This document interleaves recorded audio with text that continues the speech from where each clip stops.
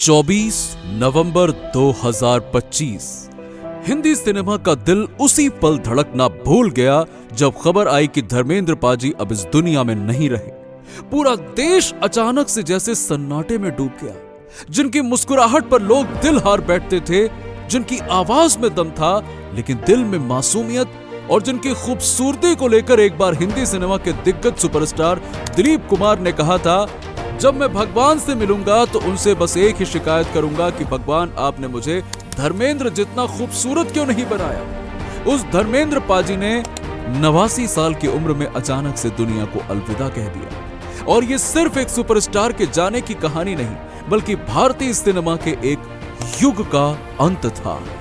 धर्मेंद्र पाजी सिर्फ एक हीरो नहीं थे, वो इंसान थे जिनकी मुस्कान पर्दे को रोशन कर देती थी। 300 से ज्यादा फिल्मों में काम, 74 सुपरहिट फिल्मों का रिकॉर्ड, शोले के वीरों से लेकर फूल और पत्थर के इंटेंस रोल तक, रोमांस से लेकर एक्शन तक, कॉमेडी से लेकर इमोशनल सीन्स तक। धर्मेंद्र पाजी 1980s के गोल्डन एरा में बॉलीवुड की शान थे। लेकिन धर्मेंद्र पाजी की सबसे खूबसूरत बात थी कि वो स्टार नहीं, इंसान थे। उनकी सादगी, उनका प्यार, उनका दिल, सब कुछ इतना असली कि लगता था कि पर्दे पर कोई एक्टर नहीं, हमारा अपना ही कोई इंसान खड़ा है। लेकिन जहां आज पूरा देश उनकी फिल्मों की बातें कर रहा है, लाइव मोटिवेट टीवी की इस पेशकश में हम जानेंगे उनके संघर्ष की वो दास्तां जो आपकी आंखों को आंसुओं से भर देंगी। क्योंकि आप शायद नहीं जानते होंगे कि पंजाब के छोटे से गांव में रेलवे क्लर्क की नौकरी कर रहे इस शख्स ने मुंबई तक का सफर कैसे किया। कैसे एक गांव के लड़के ने बिना किसी फिल्मी बैकग्राउंड के मुंबई में सालों संघर्ष किया और किराए के लिए छोटी मोटी नौकरियां की। भूखे पेट को शांत करने के लिए भूसा तक खा गए। हालात बिगड़े, सपने टूटे, लेकिन वो कभी नहीं टूटे। और इसी हिम्मत और जज्बे ने धर्मेंद्र देओल को बना दिया हिंदी सिनेमा का सुपरस्टार। लेकिन वीडियो में आगे बढ़ने से पहले एक छोटी सी गुजारिश है। धर्मेंद्र पाजी को ट्रिब्यूट देने के लिए वीडियो को लाइक करने के साथ साथ कमेंट बॉक्स में 2 अच्छे बोल जरूर लिख दीजिएगा। दोस्तों, धर्मेंद्र पाजी का सफर किसी राजमहल से नहीं, पंजाब के एक छोटे से कस्बे नसराली से शुरू हुआ था। 8 दिसंबर 1935 के दिन जन्मे धर्मेंद्र सिंह देओल को बचपन से ही फिल्मों का बड़ा शौक था। लेकिन पिता केवल किशन सिंह देओल एक स्कूल मास्टर थे जिनका एक ही सपना था, बेटा पढ़ लिख कर एक अच्छी जिंदगी बना ले। हालांकि धर्म का मन किताबों में नहीं, सिनेमाई पर्दे पर धड़कता था। कहते हैं उन्होंने 1949 में आई दिल लगी जैसी फिल्म 40 बार देखी थी। पिता की सख्ती, स्कूल की पढ़ाई, रोज की डांट, कुछ भी धर्म जी के दिल से हीरो बनने का ख्वाब नहीं निकाल पाई। वो जब रामगढ़िया कॉलेज से किसी तरह से मैट्रिक पास करके आगे बढ़े तो घर वालों ने सोचा कि अब फिल्मी ख्वाब शांत होगा। इसी बीच जब रेलवे में क्लर्क की भर्ती निकली तो पिता ने पूरा जोर लगाया और धर्मेंद्र को 125 रुपए महीने की क्लर्क की नौकरी मिल गई। अब घर वालों को लगा कि सब ठीक हो गया, अब लड़का सेट हो जाएगा। लेकिन कुछ भी ठीक नहीं हुआ, क्योंकि जितना पिता नौकरी को लेकर खुश थे, उतना ही धर्मेंद्र अंदर से टूटते जा रहे थे। वो हर रात अपनी माँ सतवंत कौर से कहते, माँ मैं मुंबई जाऊंगा, मैं हीरो बनूंगा।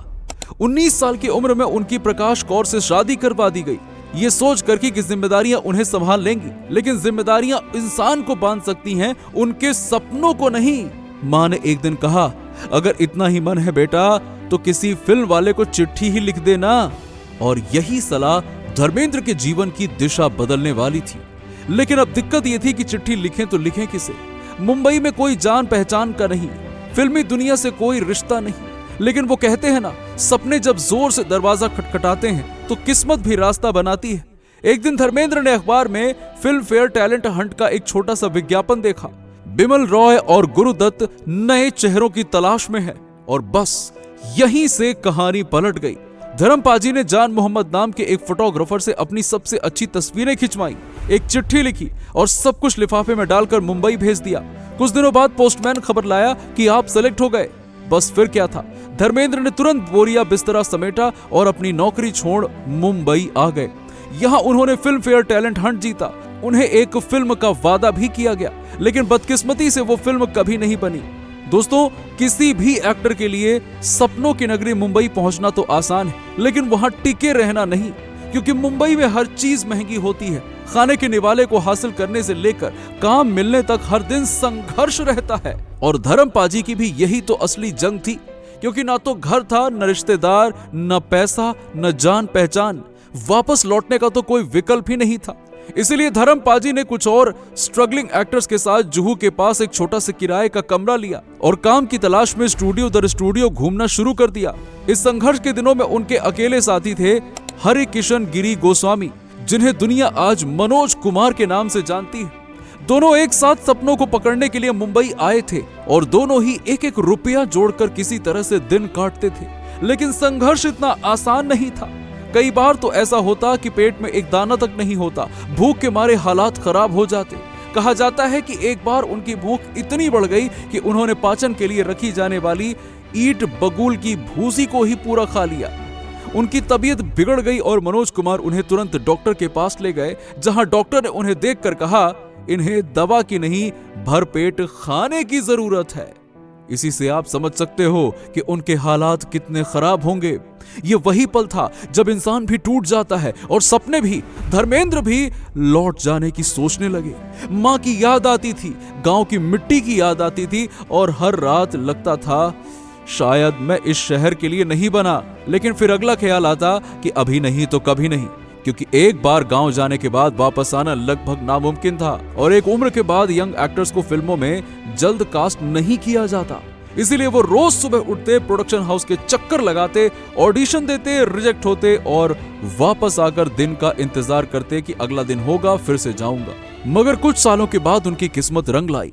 दरअसल फिल्म फेयर टैलेंट हंट के दौरान डायरेक्टर अर्जुन हिंगोरानी की नजर उन पर पड़ी और अब उन्होंने अपनी फिल्म दिल भी तेरा हम भी तेरे के लिए धर्म पाजी को साइन कर लिया, सिर्फ 51 रुपए की साइनिंग अमाउंट के साथ। ये रकम भले ही छोटी थी, लेकिन धर्म पाजी को अपनी काबिलियत दिखाने का मौका तो मिल चुका था ना। यहाँ एक मजेदार किस्सा भी है। दरअसल धर्मेंद्र पाजी ने जिंदगी में कभी थिएटर नहीं किया, न एक्टिंग सीखी और ना ही नाच गाना।